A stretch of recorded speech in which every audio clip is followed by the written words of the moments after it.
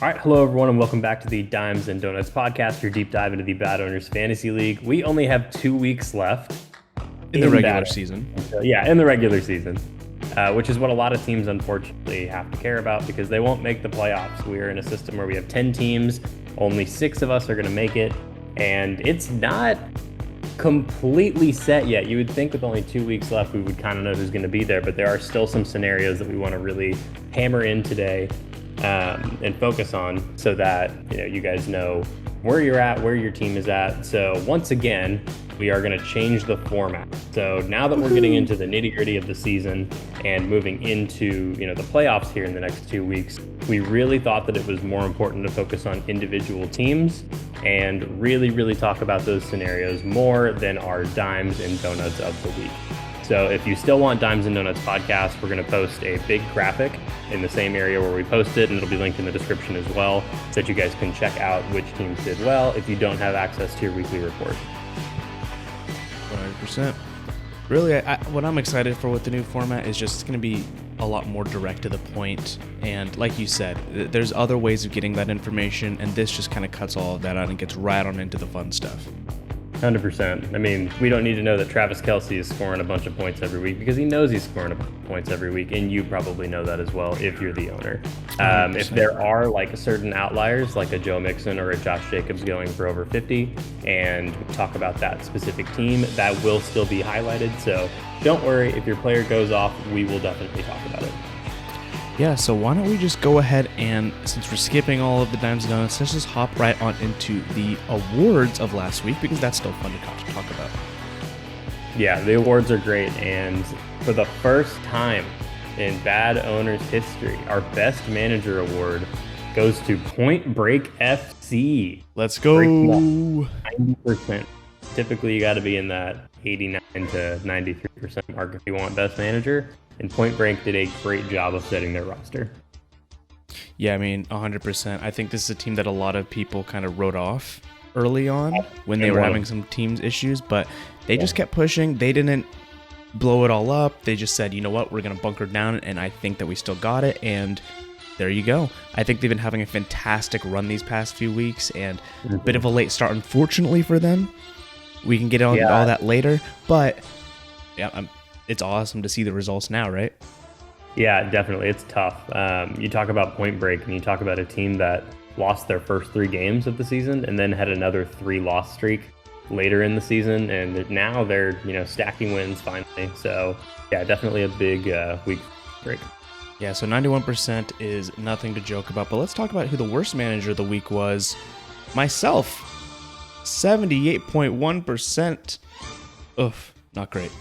Especially not great because I just made all those trades and I was really excited about where my team direction was going to go, and then to have it kind of all blow up didn't feel too good. Yeah, we did include Jonathan Taylor on here because I feel like as far as star power and at least perception, 100%. Because perception is a big deal in fantasy. I figured Jonathan Taylor should be up here for you, but he did fine too. He wasn't one of the worst players on your team, that's for sure. Oh no, I definitely do not regret that. Yeah, still definitely not good enough to keep you out of worst manager contention. What are your biggest regrets this week when you look at worst manager? What did you miss? I looked through my whole team, right, after I saw that, and I don't think I can honestly say that I would have done anything differently. Right. The only thing you could maybe argue, I mean, just like looking at like who I started, who popped off, it all made sense why I started who I started. There were a lot of, guys who don't usually put up big numbers who just had a big number day. And Travis Etienne, for example, he got me 0.3 points because he got hurt super early. Right. That's the sort of thing that like you can't always be result based in fantasy. You have to be able to reflect and say, okay, this guy scored way more points than the other dude, right? Like, exactly. I think A.J. Dillon, for example, was on my bench, and he popped off for 17.8 points. He hasn't had a big game since week 1. Travis Etienne's been absolutely a monster. I'm not upset about it. It happens. This sort of thing happens in fantasy. It is what it is. Definitely. Yeah. I would pick yourself up next week and hopefully get the next win. Yeah, 100%. All right, so moving on to highest points in loss, the Castle Rock Rockers, 305.12 points. Yeah, it's a tough one. I mean, I guess it happens. You know, if you lose a game when you score over 300, it always hurts. But, you know, the Tudgays know what that's about. The Atlanta Cicadas, the Irving Indica, anybody that's scoring up there and you're playing a good team, that tends to happen. And I was playing the number 2 seed this week in the Trash Fires, and we were both really, really close in that game. So, you know, it is what it is. I'll still take the points. It got me a median win, but yeah, not too many changes on my roster that I could have made. I didn't really sit anyone too crazy. Just a different linebacker would have been nice. Yeah, I think that it's always tough. I mean, 305 is probably... Oh, and well, I guess outside of that first week, because that first week we had a super high points and loss. But ever since then, I mean, getting over 300 points, that's not a good feeling to get and then lose with, right? So that's a tough one. Yeah.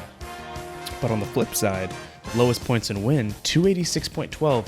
I think that's a pretty fair number to be the lowest points in the win category. I think Finally, 286, I mean... Yeah, this is fine. I hated seeing like lowest points in win when it was like 250, 260. Right. We had a 240 1 week between a tank full. But yeah, 286 points. I mean, if you are scoring in that, let's say like 275 to 290 range, you have a chance to win every week. And yeah, I think that this is totally fine. It just really shows that we had some really good matchups this week. Right. Biggest blowout, Irving Indica with 90 points over their competition. Yeah, I mean, this week, you know, Irving Indica were playing, you know, not down to competition, clearly. You know, they want that number 1 seed. They're still fighting with the Trash Fires for that. And they definitely wanted to secure it against the Dallas Clovers, who, this is a revenge win, who knocked them off early in the season, shockingly. So, you know, bouncing back off of that was huge. You know, putting Abby and the Clovers kind of in their place and showing them, you know, where the big boys are trying to play this year. Yeah, because that was a big loss for the Irving Indica, and the Dallas Clovers definitely have not been letting Irving Indica forget it. I think that they comment on that once a week in the, you know, Discord chat. Yeah, my favorite part about this blowout is that he scored 341 points with a donut at running back. So, you know, he had to say like almost 10 players in the 20-point range. So that's almost half of his roster. You talk about Lamar Jackson, Mondre Stevenson, Justin Jefferson, Christian Watson, DeAndre Hopkins, what is this? Jack Sanborn, I'm not sure who that is, Devin White, Jordan Brooke, and Derwin James. And then there were plenty of 18s and 19s in there too. So just a very solid week all around from this team. Definitely making me regret that DeAndre Hopkins trade, but, you know, just moving forward. Yeah, the trade was tough. But, I mean, he is old, and, you know, he is a little injury prone now. So, I mean, we'll see. One season does not. And I used those picks to get Aiden Hutchinson and Jonathan Taylor, so I can't be too upset about it. Aiden Hutchinson, the classic boom-bust defensive line player. Oh, my gosh. Yeah. Another donut this week. That's tough. But, you know, as a rookie, I'm not too upset about it. I think that defensive end is just a position that's hard. Exactly. You know? Look at any rookie edge rusher. You know, they're not going crazy unless they're like Micah Parsons. So I would not worry about them. Not at all. Looking at the narrowest victory, the Trash Fires eking out a very important win because, like you had said, it's crunch time, end of this regular season. They are trying to compete and maintain their spot as one of the top 2 seeds, so they get that first week bye week, barely squeaking it out with a 2.3 point victory over your team. Yeah, that first week bye is so important, just like it is in, you know, the National Football League. You could be playing a team when you're in the playoffs. You're playing good teams every week, and they could go off at any moment. And if you lose by even 2.3 points, you're out. So being able to, you know, skirt that first week and immediately just, you know, move on to that championship game is huge. Completely. So yeah, I think you know, the Trash Fires too, like that first week's almost more important because, you know, we all know that around week 17, that's when a lot of teams are sitting players, which is something that we need to discuss maybe going forward next year, maybe putting everything back 1 week, unless we like the full week season. Week 18 is the last week of the regular season, the actual season. Week 17 is our championship week. No, I know, but a lot of teams sit players in week 17 if they're already making the playoff and they don't hurt their players. You think they sit them 2 weeks? No, not 2 weeks. Oh, week 18 is technically a week. It's 17-game season now. Okay, gotcha. Yeah, I mean, it is still possible. So the farther you go along, right, like there are teams that, aren't necessarily, like, look at the Vikings, right? If they lose like 2 games in the next, 2 weeks, they still will have won that division, basically, if they lose the next 2 games, but they know they're not competing for the number 1 seed. So that's an issue for like the Trash Fires, right?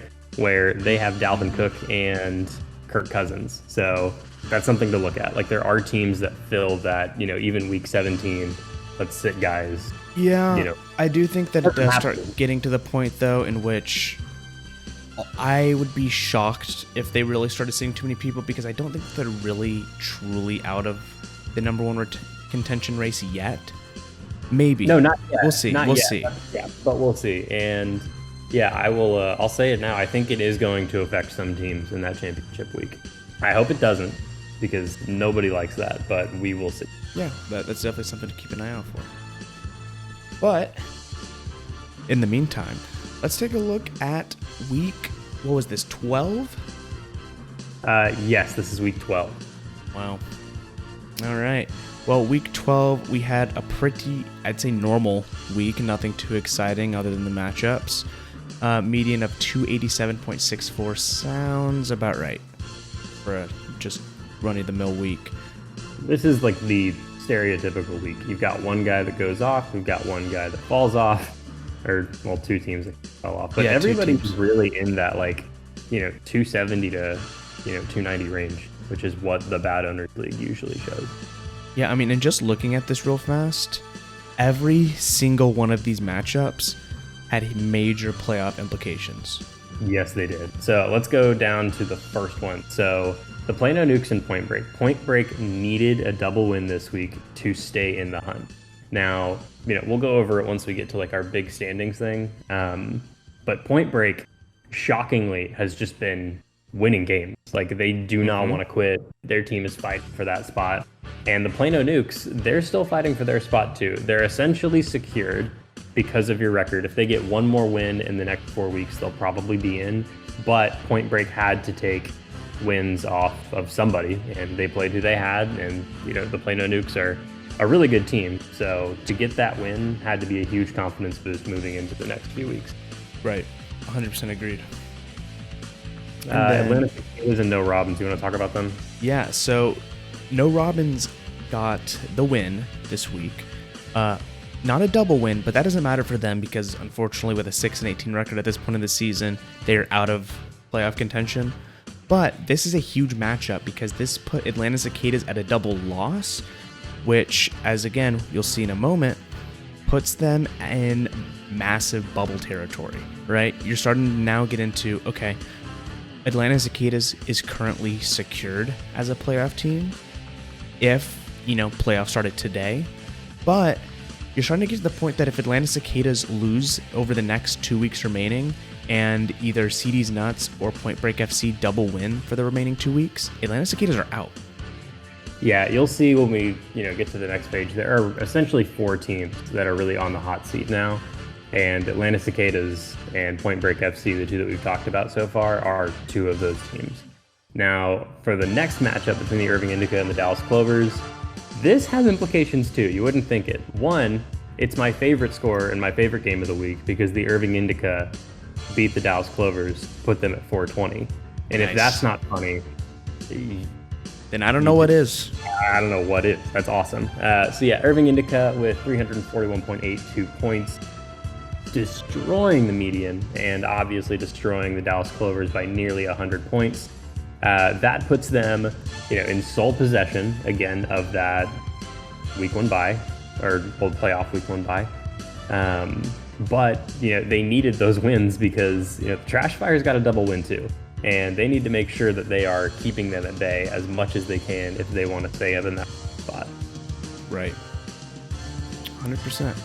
Yeah, but they have essentially secured a bye. It would be hard for them to lose it at this point, but there are still players and there are still teams that are trying to keep up.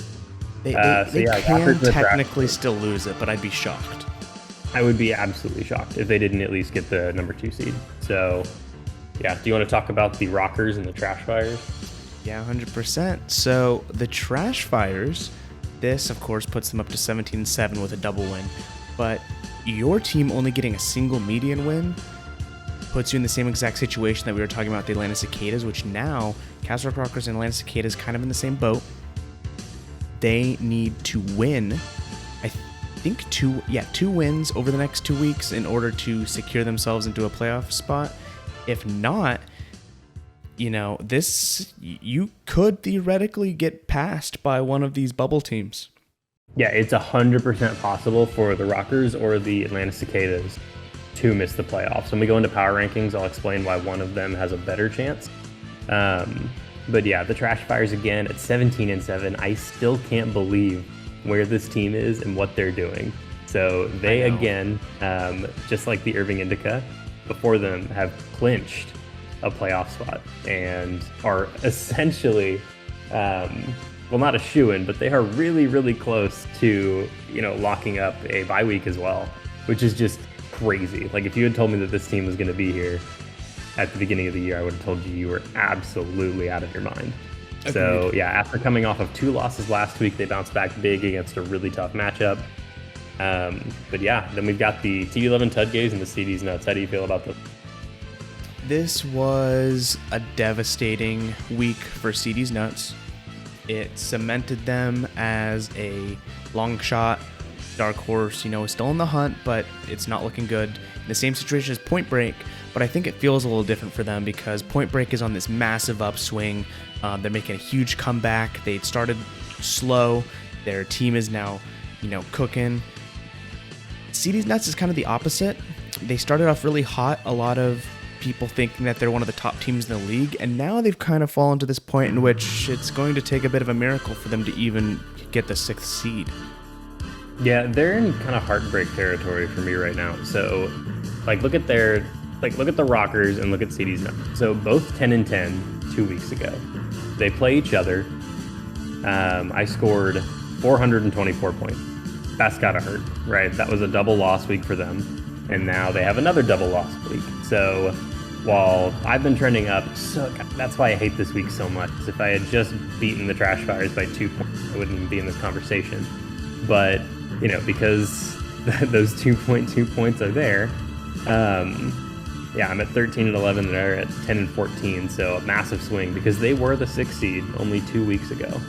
So people forget about that. Mm-hmm. But yeah, the Tudgays, because of stat correction, actually pass up the No Robins for the median. You can see how close that was, and that's big for them as well. 15-9. Gives them a guaranteed spot in the playoffs because Point Break FC and CD's Nuts, even if they win out, will not beat them record-wise. Right. You don't have to go a run there. So we have now 3 teams that have clinched. And let's go ahead and see our full breakdown. Yeah, 100%. Let's get the standings. And here we have it. Yeah, wow. So again, the Irving Indica, Trash Fires, and T11 Tudgays, we're not guaranteeing that they get a bye yet. But they are all going to be in the tournament fighting for the championship this year, and that's got to feel great. With 2 weeks left in the season, too, just cementing themselves with really, really good teams.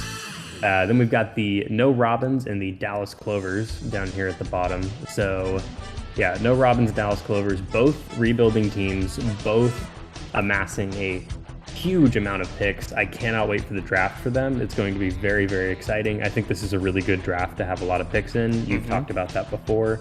But yeah, as far as BAAD owners is concerned for 2022, they don't really have too much left to root for. Unless they want to jump on the Rockers bandwagon, then they are more than welcome to root for us. I think at this point, though, that they want both of us to, they definitely want one of us to miss playoffs because at least Dallas Clovers has almost all of your picks. I have some of their picks now, too. I have two of True, their picks. but you Yeah, I have their missing first. playoffs has Yeah. massive, draft implications for the Dallas Clovers. That would be huge, especially because they've got my. So they would get a top 4 pick if I made playoffs.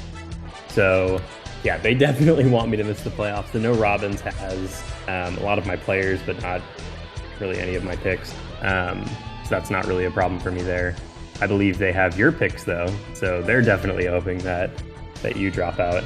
I mean, those are really the 4 teams that have had the most trade movement this year. So we're all pretty much linked. But yeah, like I think here we really need to focus on the 4 through 8. So, I'm naming 5 teams. I'm essentially giving you a lock-in for the playoffs, and here's why. CD's nuts. They have a higher points for, but all you have to do is win 1 median, and you're secured. So that's not a problem. So for anyone that doesn't understand how tiebreakers work, so if you look right now at CD's nuts and Point Break, the only reason that CD's nuts is the 7th seed and Point Break is the 8th seed is because of their points for. So CD's nuts has almost 3,400, where Point Break has 3,221. So the leader there will take the top spot. So they have a higher points for than you do right now, but because you only need to get 1 win, I really don't see them winning out and jumping you. Right. So I think totally you're agree. pretty much safe. So the real teams that I want your opinion, I want you to talk about the implications for are 5 through 8. That's the Castle Rock Rockers. Great guess.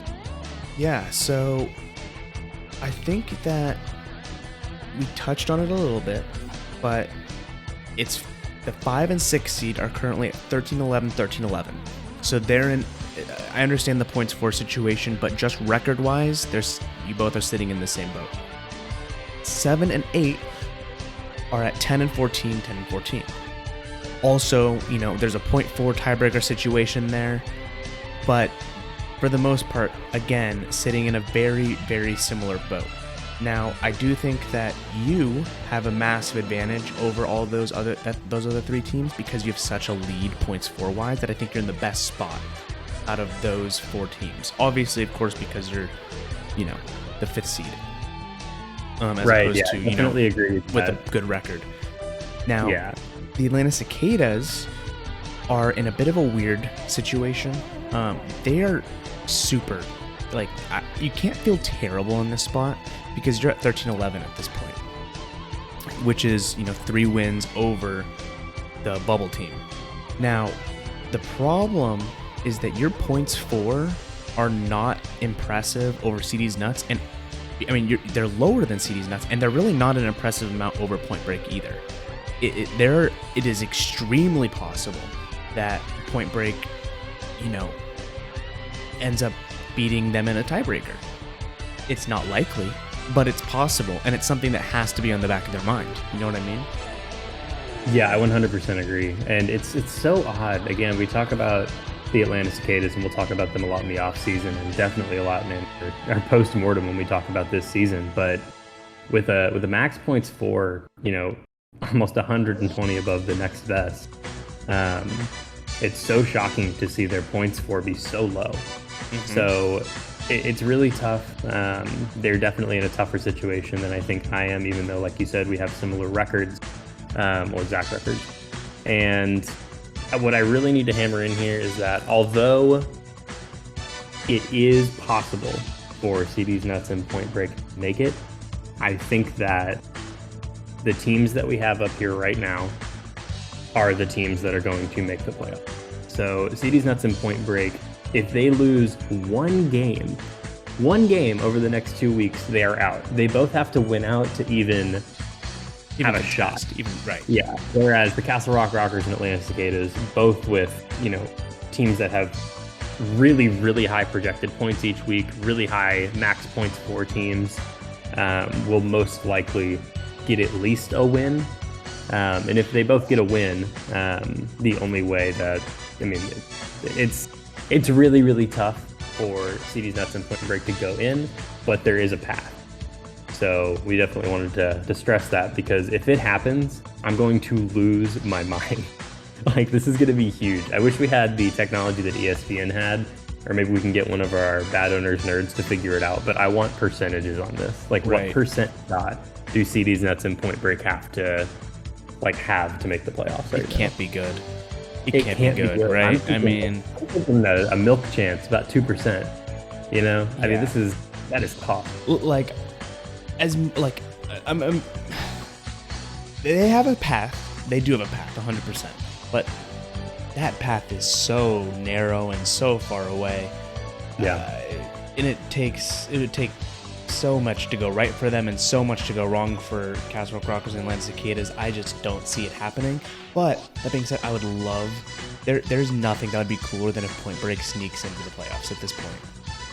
Yeah, CD's Nuts. I think it would make a little more sense if they were at the tournament. Agreed. I think that would be cool, especially if they knock their brother out of contention. Right. But Point Break, just because of, again, 6 lost stretches in their season is so hard to overcome. And if they were able to do it, it would be the comeback story of bad owners. Now, I think they would get bounced immediately. Don't get me wrong, but I do think that it would still be cool for them to make it. So, it's another thing where, like, these teams have to consider, if they make the playoffs, you always just want to get in the tournament because you never know what your team could do, but it would definitely hurt your draft capital. And both of these teams have all of their picks. CD's not in Point Break. So they're not like the Castle Rock Rockers and the Plano Nukes. Both of us only have 2 picks left in the draft. We don't really... We're all in this season. Yeah, we're pretty much all in for this season. But yeah, I mean, it's going to be awesome to see. And I think that's my dream scenario, is for Point Break to knock the Atlanta Cicadas out and then everything else stay the same just because of the storyline. But I don't think it's going to happen. I think that the way that you see it in the standings right now, except for us, I think I'll take the 4 seed and you'll drop down to 5 is going to be the same. Okay. But everything else in the standings, I think, is going to stay as is. Yeah. Where do you think they're going to go? I definitely think Irving Indica and the Trash Fires are going to secure those bye weeks, which, that's huge. And I think especially because both of those teams, I think have had, like, considering their records, have had a weirdly inconsistent year. Yeah. I mean, Irving Indica, I think like 3 or 4 times this year have scored below 250. Yeah. I'm not even... And they're 18-6. Yeah. You would not expect that from this team, but they are not a consistent, team. And I think that once it comes to, single elimination playoffs, it doesn't matter how many... All that matters is that you're beating the person in front of you, and if you don't, you're done, like you said. So anything can happen once playoffs start in fantasy. Yeah, I think when you talk about consistent teams, I think the T11 Tudgays and the Castle Rock Rockers are... both teams usually score 280 points, and if they don't, then it's weird. So I would say those are the 2 scariest teams for me in the playoffs. Like, I don't think that anyone wants to play... no one wants to play anyone, honestly. I think that it's just a really good crop of teams for the playoffs this year. Unless Point Break FC jumps in, and then it would be really nice to get them as your first week. Right. But we'll see.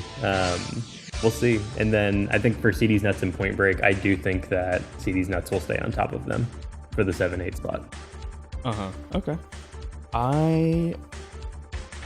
Man, it's tough. Like, at this point now, I know who's, gonna be in, I think, for the most part. I don't know who I'm afraid of playing. I think every single one of the playoff teams are teams that you just don't want to have to run into. 100%. Just because they all have such potential to just absolutely wallop you out of nowhere. I think I'm going to play it, and it's going to be weird. Mm-hmm. I feel like I would love to play the Irving Indica in the playoffs. Well, I just think because that, of what... Yeah. It's so inconsistent. And, like, even if you get, like... If you lose, like, 340 to 330 or whatever in the playoffs, like, that's still cool. And it could still very well happen for the Irving Indica. They are in, like, 3 of the top 10, most points scored weeks like in bad owners. They're not a bad team. I'm not saying they're a bad team. I'm just saying that they live and die by a lot of players sometimes. And I think that would be a pretty good matchup coming out of that first wild card round. Don't we all live and die by a lot of players?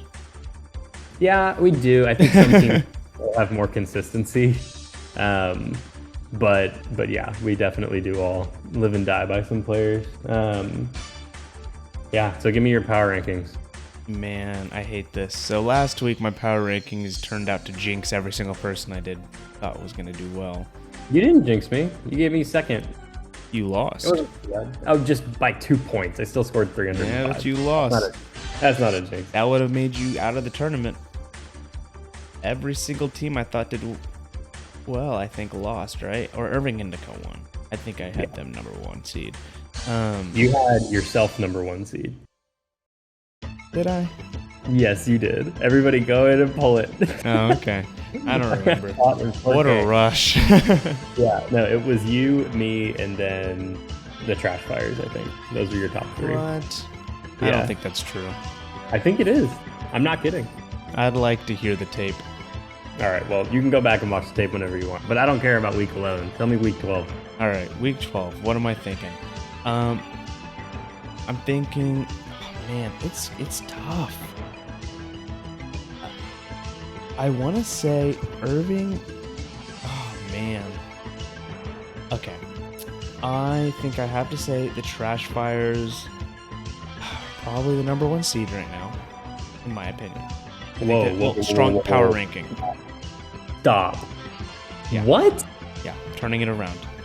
Okay, Now, so you think, no, stop. You think that the Trash Fires are a better team than the Irving Indica, the TD11 Tudgays, the Plano Nukes, the Castle Rock Rockers, and the Atlanta Cicadas? You think they're better than all of those teams? yeah, so let me explain. You have to. I was just casually scrolling through, right? Mm-hmm. And what is a good team in fantasy? All right. I think I see what's happening here. No, before you do this, I know you're sandbagging, right? You're going to say, oh my gosh, like the Trash Fires are so good, blah, blah, blah. And then when you eventually jump them because they lose 3 and you win 3, you're going to be like, oh, well, I guess I'm an even better team. This is crazy. No. I think that the Trash Fires are the best team right now because they win head-to-heads. I don't know why. I can't tell you why. I think I've said it on previous weeks. I don't get it. Looking at their team, I don't get it. But they keep winning. Okay, so let me run down their schedule real quick. So if they win head-to-head, let's see, Trash Fire schedule. Obviously, they beat me. That's a big head-to-head for them. Right. The sleeper app is not loading for me. Do you want to try it real quick? Yeah, so they did lose to Point Break in week 11, but Point Break's been apparently just killing everyone. They then lost to CD's Nuts. They've been in a bit of a downturn. They beat No Robins. They beat myself. They beat... Oh, man, yeah. And then they beat the Atlanta Cicadas. They'd beaten Irving Indica. They'd beaten You're Dallas. talking about a team that's only scored 300 points 4 times. No, I mean, don't get me wrong. Their points for is not impressive. Okay. Yeah. They But do you know have... what? They just keep winning. Yeah, And- they do keep winning. I completely disagree with your ranking of them. Like, I get that, like, in the standing, like, the ranking makes sense, but... Well, maybe I'm just trying to jinx them. I know you're trying to jinx them. That's why I'm calling you out. Like, this is crazy. Yeah, That's insane. you're absolutely right. I'm just trying to secure a better placement. Yeah. All right. Well, So the number one seed is the Trash Fires. Who else needs to lose in order for me to get a first week bye week? Okay, then the number 2 seed is definitely Irving Indica, with the number 3 seed being the TD11 Tudgays. With these power rankings, I should be the 1 seed by the start of the playoffs. yeah, with your jinx ability, yeah. Nobody wants the Plano Nukes endorsement because it means death. Exactly. So, okay, you're gonna do your meme power rankings. I'm gonna keep it real. Do the real power rankings, which I still think I'm gonna go with the princes who were promised, the Irving Indica, the TD Love and Tudgays, and then instead of the Atlanta Cicadas, I think I'm going to dethrone them and throw in the Castle Rock Rock. So if you ask me, like, who the best teams are, like construction-wise, like what their defense looks like, what their offense looks like what their depth is like, I give it to TD Love and Tudgays, the Irving Indica, and the Castle Rock Rockers. No doubt, 9 times out of 10. I think those are the best 3 rosters in the league right now, and those are my power rankings. I think in that order too. Like the Irving Indica, again, like they have really, really off weeks, but I think they've consistently scored 300 points more than any other team. They are in a really good position right now, standings-wise, to, jump up with that week 1 bye. So that's great. I still am not like super afraid of them with the head-to-head, just because if you lose to them, you're like, oh, okay, cool, I lost to the best team. And if you win, it's just because they had a down week. So team-wise, roster-wise, playoff-wise, I think it goes Irving Indica, TD Love and Tudgays, and the Castle Rock Rockers. So, you called mine a meme, but you basically said the same thing except replacing the Trash Fires with yourself. No, you had the Trash Fires at number 1. I'm 100%. having myself. But then I had Irving Indica, then TD Love and Tudgays. Again, you're just taking the top 3 teams standing wise. Like I think assassinating the Trash Fires where they stand. Yeah, where they stand. Again, I'm going to look at all of these teams. The Trash Fires are the 6th best team that I think is going to make the playoff. Oh, okay. So that's interesting. That's so why I rattled think that the Trash Fires are the worst playoff team? Yes. So I think it goes, again, Irving Indica, TD Love and Tudgays, Castle Rock Rockers, Plano Nukes, Atlanta Cicadas, Trash. Ooh, okay, that's interesting. All right. I am eager to see how the playoffs end up panning out. You didn't do your 4, 5, 6. I would have to do Trash Fires number 1, Irving Indica number 2, TD Love and Tudgays number 3. Oh, man. Then it gets weird. I honestly think you and I are very similar power ranking-wise. I do too. That's why I have us 3, 4. Yeah. I'm going to put you at 4, me at 5, and then Atlanta Cicadas at 6. Which feels wrong. That you have the Atlanta Cicadas 6 and the Trash Fires at 1. It does feel wrong, doesn't it? Yeah, well... Now I'm starting to see where you're coming from. Shouldn't you? Like, this is crazy. I cannot believe... Like, record aside, man, just think about, like, head-to-head, one-on-one, my team's healthy, your team's healthy. You're gonna beat the Trash Fire. You have to. Yeah, I'm not gonna lie. I don't think I'm scared of facing the Trash Fires. I would not be happy facing Irving Indica, TD Love and Tudgays, or Castle Rock Rockers. I would much prefer to play the Trash Fires or Atlanta Cicadas at this point. Yeah, I think the 3 teams that I would really want to are the Trash Fires, the Atlanta Cicadas, and probably the Irving Indica, just because, again, if you lose, it's not that bad. If you win, it kind of makes sense.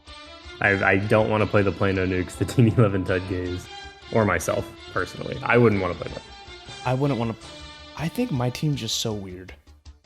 Like, performance-wise. Yeah, I never know what it's going to do. So I think it's just the unpredictability, but also, like, the... Like, again, if you look at, like, your roster depth, I think you are the 4th best team in the league. Oh, I think my depth is phenomenal for someone who's traded away so much. Very true. Very true. I mean, I definitely don't think that in the event of like all your starters get hurt, who's up next, I think that I'm very, very strong in that sense. I would agree. I think that top-end talent-wise, I have a better team than you, but depth-wise, you have a better team than me, just because I did trade away like quite a few depth pieces recently. Yeah, the only unfortunate thing is, of course, that your depth can't play, and it's not best ball. If it was best ball, I think my team would be pretty awesome, but it's not. Well, max points for is best ball, so I mean you're pretty high up in that. And that was after a terrible first 3 weeks. Yep. Remember, so I think I've kind of clawed my way back into respectable numbers. So Yeah, I think I know they're the 3 seed, but I think my dark horse candidate to kind of win it all. I think number one, I think Irving Indica are going to win it all. If I had to say it right now, Yeah. but dark horse wise, I think it's the TD11 Tudgays. I think they get very little media play, probably because of this podcast. They kind of are in that, like, we know they're a good team, but they just don't get talked about, and I think they're extremely scary with how well the Dolphins are doing this year, especially. So yeah, I think TD11 Tudgays and my dark horse Irving Indica are championship bound. Okay. I don't think I would personally classify TD11 Tudgays as a dark horse candidate, just because it would not surprise me if they won. Right. I mean, they're a great team, like we're talking about them being, both of us have them in the top 3. I think honestly, BAAD teams winning this year is why I can't really pick a dark horse. I really think that the Atlanta Cicadas are the true definition of a dark horse candidate right now, just because their max points for is so high. If they figure it out right in time for a playoff run, they win. Yeah. I think that they've just been having a lot of managerial issues, but if they can just figure it out for 3 weeks, they got it. I mean, their roster is stacked. Yeah, I think that a lot of that is depth, though. Like, they can't play all of the players that they have, on their bench, and I don't know. I guess you're right. That is more of a dark horse candidate than the TD11 Tudgays. But yeah, I think those are still my picks. This week is this is the last week where we really have a lot of questions. I think next week we're kind of going to know exactly where everybody's going to sit. Right. With 1 week left. So hopefully you guys tuned in for the whole thing. Hopefully you heard some good things, maybe a few bad things that you can address in the offseason about your team. If you don't agree with any of our rankings, power ranking wise, playoff wise, or team perception wise, please let us know in the comments. And let us know if you like the new format change. Next week, and especially in the playoffs, it's going to change even more as we go throughout the season. So yeah, this has been the Bad Owners podcast of week 12. All right. Good luck next week, everyone. See y'all. Good luck.